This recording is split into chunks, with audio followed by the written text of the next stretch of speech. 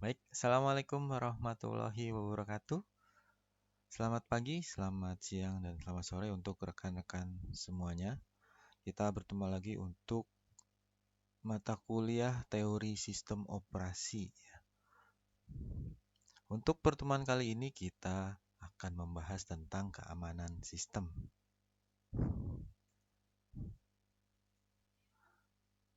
Nah, ini sebagai materi pengantar ya atau pemantik berupa video.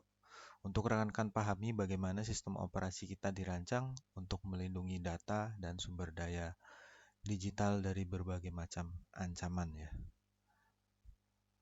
Mari kita pelajari tujuan pembelajaran kita pada video ini. Yang pertama, kita akan membahas berbagai macam ancaman dan serangan yang ada. Kedua, kita akan menjelaskan dasar-dasar dari tiga pilar keamanan, enkripsi, autentikasi, kemudian ada hashing, dan lain sebagainya. Yang ketiga, kita akan menelaah bagaimana kriptografi digunakan dalam komputasi sehari-hari. Dan yang terakhir, kita akan menjelaskan bagaimana metode untuk menanggulangi serangan keamanan tersebut.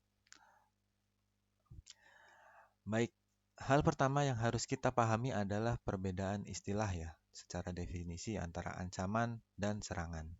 Apa sih bedanya ya secara bahasa ancaman atau threat ya? Threat adalah potensi bahaya. Ini adalah kemungkinan adanya celah keamanan yang bisa dieksploitasi. Sedangkan serangan atau attack ya ini adalah upaya aktif ya sehingga menembus keamanan tersebut. Nah, jadi gampangnya ancaman adalah potensi bahaya, sedangkan serangan adalah aksi dari bahaya tersebut. Nah, kemudian kategori pelanggaran keamanan ya. Ketika sebuah serangan berhasil, kita menyebutnya pelanggaran keamanan. Jadi secara umum ada tiga kategori pelanggaran yang biasa disebut dengan CIA triad ya. Dalam bahasa Inggris, kita bisa ketahui yang pertama adalah pelanggaran kerahasiaan atau confidentiality C ya. Ini menunjuk ini terjadi ketika informasi sensitif bocor ke pihak yang tidak berwenang. Kedua ada pelanggaran integritas, integrity, I-nya ya. Jadi ini terjadi ketika data diubah dan dihapus secara tidak sah sehingga datanya menjadi tidak akurat lagi. Dan yang ketiga adalah CIA ya. Jadi availability. Ini kalau biasa digambarkan dengan segitiga CIA ya. Confidentiality, integrity, dan availability. Nah, pelanggaran ketersediaan ini berarti sistem atau data tidak bisa diakses ya oleh pengguna yang sah. Contoh paling umum kita sering mendengar DDoS ya atau malware dan lain sebagainya itu akan mengakibatkan ketersediaannya tidak terpenuhi ya, availability-nya ini. Nah, kemudian metode serangan umum. Jadi bagaimana cara penyerang melakukan. Jadi ada banyak ya metode. Di slide ini kita akan melihat 4 contoh yang paling umum saja. Yang pertama ada masquerading ya. Jadi di mana penyerang berpura-pura menjadi pengguna atau entitas lain yang sah. Kemudian ada reply attack. Reply attack ini bekerja dengan menangkap transmisi data yang sah, misalkan data login, kemudian mengirimkannya kembali untuk mendapatkan akses tersebut. Nah, selanjutnya ada man in the middle. Ini sering digambarkan ya dengan bayangan-bayangan orang gitu ya sebagai penyusup di antara dua entitas yang berkomunikasi ya. Jadi sesuai dengan namanya, man in the middle ini serangan di mana penyerang secara diam-diam menyadap atau bahkan mengubah komunikasi antar kedua belah pihak gitu ya. Jadi bisa berupa disadap dia mendengarkan, bisa juga dengan ternyata melewatkan ke man in the middle tadi. Jadi jalurnya teralihkan ke man in the middle tadi. Nah, kemudian yang terakhir ada session hijacking ya. Nah, ini pembajakan sesi ya, session, cookie dan lain sebagainya, di mana penyerang mengambil alih sesi komputer yang sudah aktif dan sah. Kemudian 4 level pengamanan. Jadi untuk melindungi sistem kita tidak bisa hanya mengandalkan dari satu hal ya. Keamanan yang baik itu harus berlapis-lapis atau sering kita sebut sebagai defense in depth ya.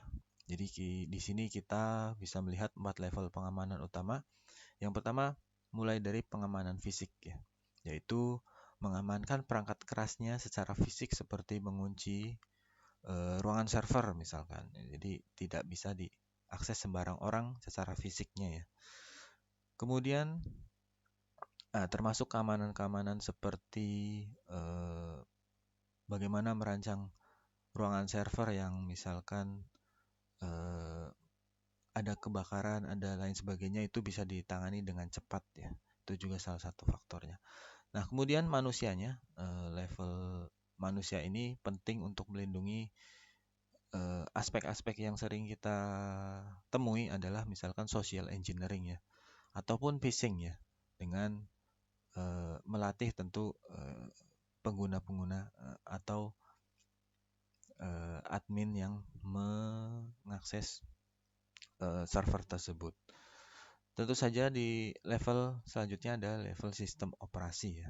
Di level sistem operasi sendiri sistem operasi harus bisa melindungi proses, memori ataupun file ya. Dan yang terakhir ada level jaringan yang mengamankan transmisi data menggunakan firewall maupun protokol-protokol keamanan lainnya.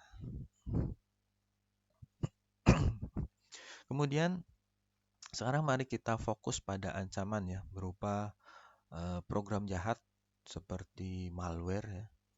Anda mungkin sudah sering mendengar istilah ini. Misalkan ada Trojan Horse ya, kuda Troya ya. Ini adalah program jahat yang menyamar sebagai program baik atau program yang sah. Seperti itu. Kemudian ada logic bomb. Logic bomb adalah kode yang akan aktif dan memicu insiden keamanan ya ketika kondisi tertentu terpenuhi, misalkan menggunakan tanggal ataupun lain sebagainya. Kemudian ada virus. Ya, virus ya. Virus adalah fragmen kode yang menempel pada program lain ya, dan akan mereplikasi diri ketika program itu dijalankan. Seperti pada virus manusia ya, dia membutuhkan inang untuk menempel seperti itu. Dan ada worm ya atau cacing. Jadi ini sedikit lebih canggih dari virus karena dia adalah program mandiri ya yang bisa menyebar ke seluruh jaringan tanpa perlu adanya inang tadi. Jadi dia bisa berdiri sendiri si worm ini. Nah, selain dari program, ancaman juga datang dari jaringan ya. 3 contoh utama antara lain, yang pertama adalah port scanning. Jadi ini upaya otomatis yang dilakukan penyerang untuk mengecek port mana saja yang terbuka dalam sistem kita. Jadi kalau rekan-rekan perhatikan ya, dengan sistem operasi masing-masing kita port scanning, misalkan di WiFi kampus gitu ya, itu bisa tuh perangkat mana saja yang terhubung ke jaringan tersebut, port mana saja yang terbuka, itu bisa kita deteksi dengan port scanning tadi. Jadi misalkan rekan-rekan menginstal XMPP ya, itu biasanya menjalankan Apache di port 80 untuk HTTP-nya, port 433-nya untuk HTTPS, dan port-port lain itu bisa saja rekan-rekan di perangkatnya itu port-port tersebut terbuka dan bisa saja diakses gitu ya. Kemudian ada denial of service atau DOS ya. Jadi ini adalah serangan yang membanjiri server dengan permintaan palsu ya. Sebenarnya tujuan utamanya agar server sibuk, trafficnya padat, trafficnya sampai tidak bisa melayani pengguna yang asli yang ingin mengakses server tersebut. Nah, kemudian ada juga DDoS ya. Ini lebih terdistribusi. Jadi jika serangan DOS datang dari banyak komputer sekaligus yang terinfeksi, kita menyebutkannya sebagai DDoS ya, atau Distributed Denial of Service ya. Nah, kemudian bagaimana kita melawan itu semua? Salah satunya adalah yang paling fundamental dan paling kuat, yaitu kriptografi ya, sebagai alat keamanan. Jadi kriptografi pada dasarnya adalah ilmu tentang komunikasi rahasia ya, bagaimana kita mengacak-acak informasi komunikasi kita, namun tetap sampai di tujuan dengan namanya komunikasi dari dua arah, semuanya paham gitu ya. Jadi dua fungsi utama, yaitu pertama enkripsi ya, yaitu proses mengubah data yang bisa dibaca berupa plain text menjadi kode rahasia yang tidak dapat dibaca, atau istilahnya ciphertext ya. Untuk rekan-rekan yang belajar kriptografi pasti tidak asing dengan istilah ini ya. Kemudian ada autentikasi. Autentikasi itu proses untuk memverifikasi identitas, untuk memastikan kita sedang berbicara dengan orang yang benar dan datanya asli gitu ya. Nah, semua ini bergantung pada sebuah rahasia yang kita sebut sebagai kunci ya, key-nya di dalam kriptografi itu. Untuk lebih detailnya silakan rekan-rekan baca di materi yang akan dibagikan di Leeds ya. Nah, kemudian kita lanjutkan, jenis enkripsi itu sebenarnya ada dua ya. Nah, jadi ada dua metode utama yang perlu kita ketahui. Yang pertama adalah enkripsi simetris. Nah, di sini kunci yang sama digunakan untuk proses enkripsi, kita untuk mengunci ya, dan dekripsi atau membuka kunci dengan kunci gitu ya. Ini sangat cepat, tapi tantangannya adalah bagaimana cara kita mengirim kunci itu dengan aman ke penerima. Ya, yang kedua adalah enkripsi asimetris ya. Nah, dengan metode ini menggunakan dua kunci ya, atau sepasang kunci. Yang pertama kunci public dan untuk mengenkripsi, dan kunci private untuk melakukan dekripsi.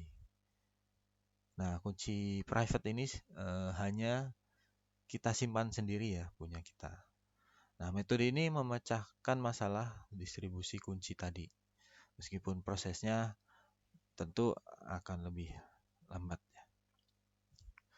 Nah, selanjutnya ada autentikasi dan pertahanan. Jadi selain merahasiakan data, kita juga perlu autentikasi ya. Jadi kita perlu jaminan bahwa data yang kita terima tidak diubah di tengah jalan dan benar-benar berasal dari pengirim yang sah. Nah, di sini kita menggunakan fungsi hash dan tanda tangan digital ya, atau digital signature. Jadi secara keseluruhan strategi pertahanan kita yaitu menggabungkan dari banyak alat ya, banyak perangkat, banyak sistem. Kita menggunakan firewall untuk menyaring lalu lintas di aspek jaringannya, di level jaringannya. Kemudian kita juga menggunakan intrusion detection system atau IDS ya, untuk mendeteksi jika ada perilaku yang mencurigakan dari sistem kita. Begitu pula dengan aspek sistem operasi. Di dalamnya kan ada proses autentikasi, ada proses-proses privilege, hak akses mana saja yang bisa dan mana saja yang boleh. Kemudian kita ketika buat rekan-rekan ya yang mencoba praktikum kita kan di Linux, kemudian rekan-rekan coba sewa server Linux gitu ya, mengolahnya, melakukan remote access terhadap sistem operasi tersebut. Nah, aspek-aspek yang tentu ada aspek-aspek keamanan yang perlu kita perhatikan di situ. Baik, itu saja materi pengantar kita untuk mengenai keamanan sistem di sistem operasi ya. Jadi topik ini cukup luas dan dinamis ya, tentunya sangat penting untuk era digital seperti ini. Baik, itu saja yang bisa saya sampaikan. Terima kasih telah menyimak video awal ini. bisa saya akhiri. Selamat pagi, siang, dan sore. Saya akhiri sekian. Wassalamualaikum warahmatullahi wabarakatuh.